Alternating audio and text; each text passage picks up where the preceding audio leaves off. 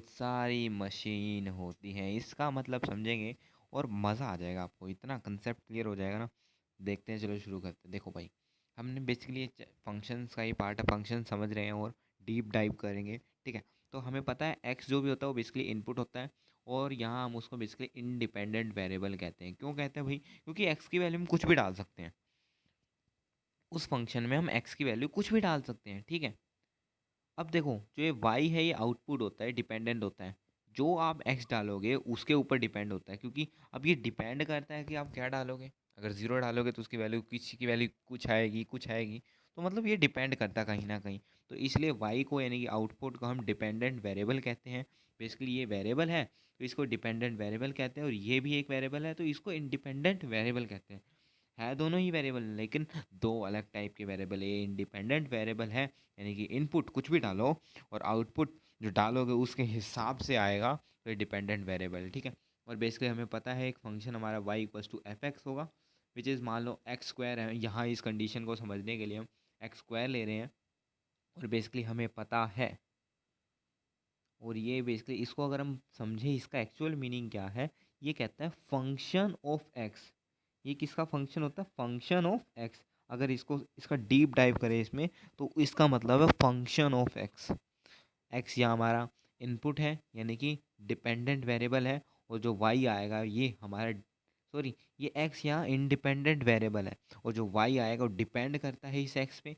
तो ये हमारा डिपेंडेंट वेरिएबल है, और ये बेसिकली हमारा क्या है? आउटपुट है। ठीक है भाई, अब समझ लिया हमने। अब देखो, मैथ्स में बहुत सारी मशीन होती है, बेसिकली एक कंसेप्ट है जो बनाया गया है समझने के लिए। देखो, हमारी मान लो ये भी एक मशीन है। जैसे कि मशीन होता है, उसका कुछ अलग अपना काम होता है। ठीक है, तो अब देखो, ये भी हमारी एक्स कोई मशीन है, root over x under root x log e x एक मशीन है। X square plus two x one plus one, ये भी एक मशीन है।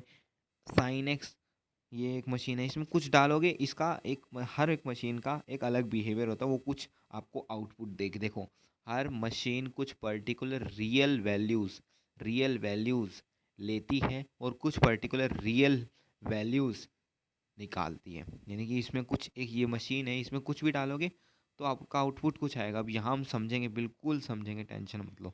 देखो, ये हमारी मशीन है, तो देखो, एक्स की वैल्यू अगर मैं इसमें कुछ भी डाल रहा हूँ, ये रियल वैल्यू है, एक्स की वैल्यू मैं इसमें डाल रहा हूँ, तो वाई की वैल्यू आ रही है वन।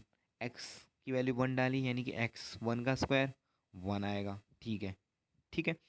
अब एक्स की वैल्यू मैंने टू डाल दी, तो एक्स टू का स्क्वायर करूँगा तो बेसिकली क्या आएगा? फोर आएगा। ठीक है, तो ये हो गया। अब यहाँ हमने कुछ डाला, इनपुट और आउटपुट आ गया। अब एक्स की वैल्यू मैं रूट ओवर थ्री डाल रहा हूँ। ठीक है, अंडर रूट थ्री, तो देखो, यानी कि अंडर रूट थ्री का अगर मैं स्क्वायर करूँगा, इस मशीन में मैंने इसको डाला और आउटपुट कुछ निकल के आया, वो आया वाई की वैल्यू थ्री। आप देख रहे हो, हम इनपुट कुछ डाल रहे हैं, आउटपुट कुछ आ रहा है। ठीक है, तो ये बेसिकली मशीन है। अब हम यहाँ मैथमेटिक्स में जो आगे आने चैप्टर शुरू होगा उसमें हम टाइप्स ऑफ फंक्शन देखेंगे, यानी कि टाइप्स ऑफ कुछ मशीन देखेंगे। मशीन ये कंसेप्ट है कि थोड़ा समझने के लिए लेमैन लैंग्वेज में, लेकिन एक्चुअली में बेसिकली क्या होती हैं, ये फंक्शंस होते हैं। ठीक है, यानी कि इसमें आप कुछ भी इनपुट डालते हो, आउटपुट आपका कुछ और आता है।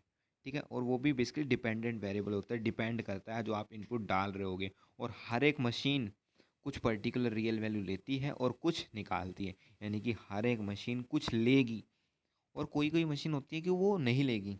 ठीक है, यानी कि कोई मशीन आएगी, आगे हम देखेंगे कि वो एक पर्टिकुलर वैल्यू लेगी ही नहीं। ठीक है, जैसे कि अगर मैं यहाँ बात करूँ, बहुत सारे एग्जाम्पल हो जाते हैं, तो ऐसे बहुत सारे केसेस होते हैं। जैसे कि इस केस में देखा जाए तो ये जो मशीन है, ये जो फंक्शन है, अगर ये फंक्शन मान लें हम, ठीक है, तो ये फंक्शन बेसिकली सारी चीज़ ले सकता है। इनपुट ही इसमें कुछ भी डाल दो, आपका आउटपुट ज़रूर आ जाएगा।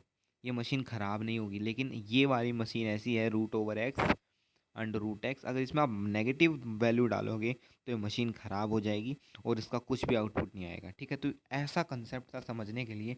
अब देखो, अगर इस वाली कंडीशन में मैं डोमेन निकालना चाहूँ, यानी कि डोमेन हमें पता है क्या क्या आप इनपुट डाल सकते हो, पिछली वीडियोस में हमने सारा समझा है।